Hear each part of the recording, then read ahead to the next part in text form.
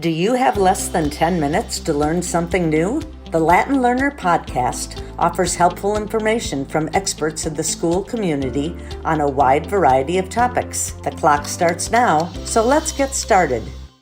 And I've seen students make models on everything from students looking at climate change to students trying to model traffic in the cafeteria here at Latin, to students trying to model, coronavirus and how it changed people's movement around the city. We talked about algorithmic bias. Where is this data coming from for this AI? Why could AI recognize white faces and not recognize black faces? White people blinking, but not Asian people. Not just bias, but then all of a sudden it becomes discrimination. I've had a discussion, the third graders, we were using Google Quick Draw, which uses machine learning as behind it. It could solve what they were drawing so quickly, but they also very quickly went into a discussion about if you are tricking the system enough that what is a negative outcome that potentially could have for a tool like that. I'm Ash Hansberry. I am an upper school computer science teacher, and I am also the department chair for the computer science department. I'm Bobby Oommen, middle school computer science teacher. I'm Fiona Deeney, the lower school computer science and technology integration specialist. One of the examples of the projects that we are doing with the second graders right now, they're in the middle of a social studies unit where they're learning about the states. And I was trying to figure out a way to incorporate some of their activities that they're doing in art with learning organic lines, and then also with something that they could do with technology. They worked with a 3D printing program, and first of all worked with shapes that they were using in math. They were using geometric shapes.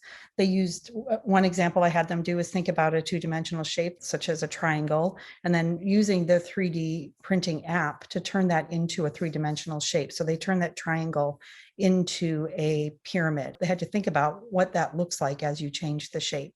They're also thinking about how the program works, that it's not magic. It doesn't go from using this 3D printing app to just coming out of a machine, that's being sent to the machine, and this is how it builds the shape. So they worked with a geometric shape and then moved that into a three-dimensional shape. And then they also, the next step they did was we learned about organic lines. They were learning about it in art, and then we were using the free drawing tool in the app to think about drawing different shapes of things that they might find in nature. And then the connection with the social studies unit then is that after they did those two projects, then they had to think about how they could draw the state that they were studying and then what they would add to it to make it have a three-dimensional design. So they drew the outline of their shape using the free drawing tool, unless they had a great state like Colorado and they lucked out. They were really happy when they found that out. But then they also added some different components, some natural parts of the land that may be on there. The students that did Hawaii were able to add different layers into the design that they made. And then we've been 3D printing those for them to look at and sort of see the comparison of what those states look like. So briefly, in the middle school, one of the ways that we integrate computer science and computational thinking into an art class is Mr. Harris talks to the seventh graders about color theory and how the color wheel is organized and how colors are coordinated together. So I come in and ask them, well, this is great, you've got color. How would a computer that operates on ones and zeros represent color?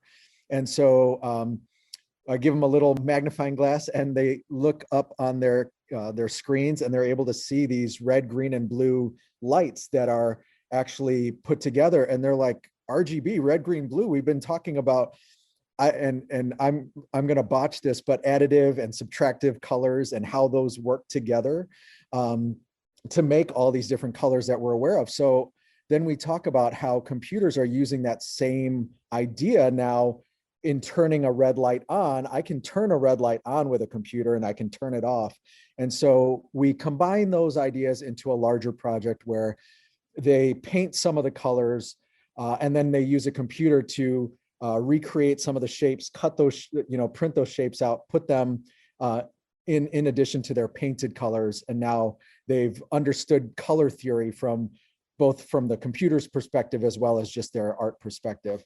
I would say really quickly as well, in the seventh grade social studies, we recently had a new unit on artificial intelligence. So one of their culminating project was how could AI be used to help in the Syrian refugee and refugee crises in general. And so they talked about how AI incorporates things like representation and reasoning, human interaction, vision.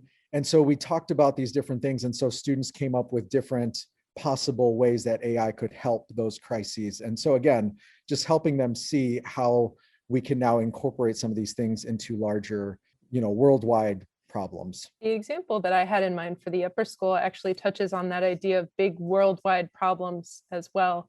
By the time students are in the upper school, they've done a lot of connecting computer science to their science classes, to their math classes, to their art classes even, which is so awesome. And so by the time they're in the upper school, we like to take it one step further and have the students see both how they can use computational tools to study different subjects, but then how they can also make their own tools to study different subjects.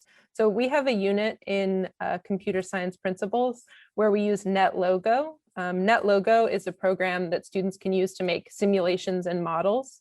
And so we start off in that unit and the students can look at models about all sorts of things. And we make a point to make sure that students look at models, not just about science or not just about math, but we look at models about historical population growth, or we look at a model about segregation and see how a community becomes segregated based on individuals' preferences. And so we're able to talk about how does this computational model allow us to better understand our world?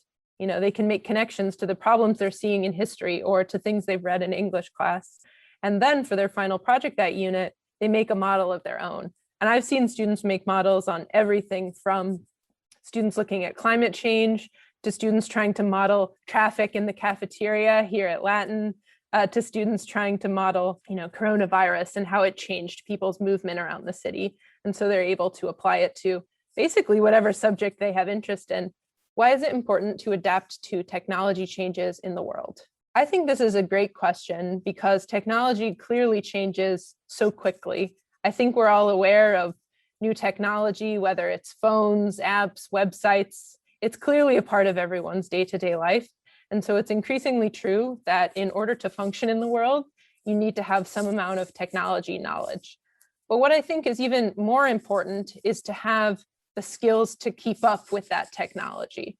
And that's something that I think we do a good job of by teaching computational thinking skills.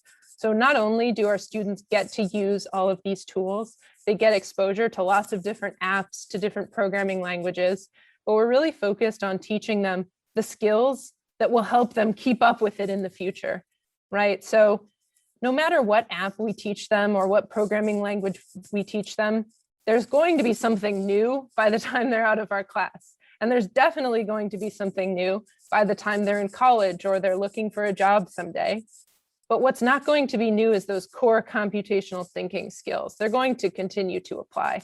No matter what technology there is, the kids are going to be able to use their skills in, well, let's take that technology and break it down. What are the instructions that this technology is following? Where is it getting its data?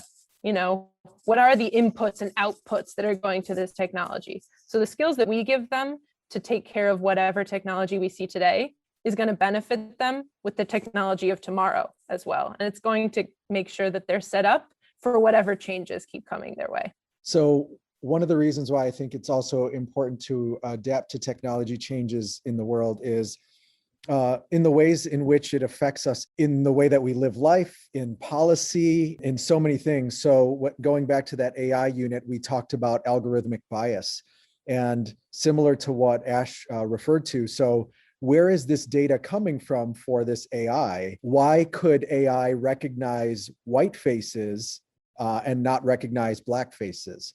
Why did this AI, when it was processing whether a person blinked, could recognize white people blinking, but not Asian people? And so talking about how, this can feed into different ways where it's not just bias, but then all of a sudden it becomes discrimination. And so how can our students be aware of how the technology can be used and where they need to be thinking about this tool can benefit everyone and avoid the mistakes that, different policies and things have made in the past. Bobby, with the discussion you're talking about AI, we have just a lighter version of those discussions in the younger grades, something that I've had a discussion, the third graders, we were using Google Quick Draw, which uses machine learning as behind it. And they were very excited were amazed that it could solve what they were drawing so quickly.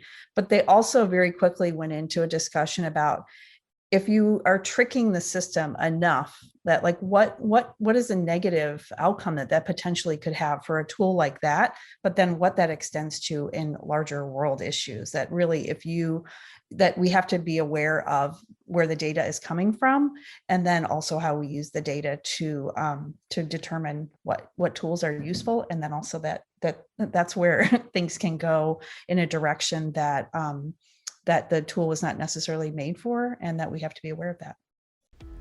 Next time on the Latin Learner podcast. Liberal arts is really about teaching people to understand the world and then to change the world for better. I feel like that's the aspirational goal of a liberal arts education, is that you can look at the world, you can understand it, and then you can see, how do I improve it? What's my piece in improving it?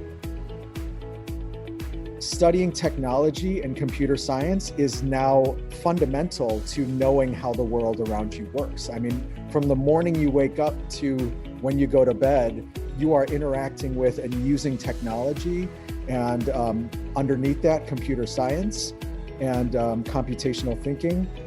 It's essential to then understanding how the world around us works. We look at the block-based coding that can make that robot move forward 100 centimeters and move backwards. So I think that sort of awareness when they're younger is that everything isn't just a drive mode. It's really, there's a creator behind it, and that they can be those creators. Thank you for joining us for this episode of the Latin Learner podcast. Check out other episodes on our website at latinschool.org/podcast.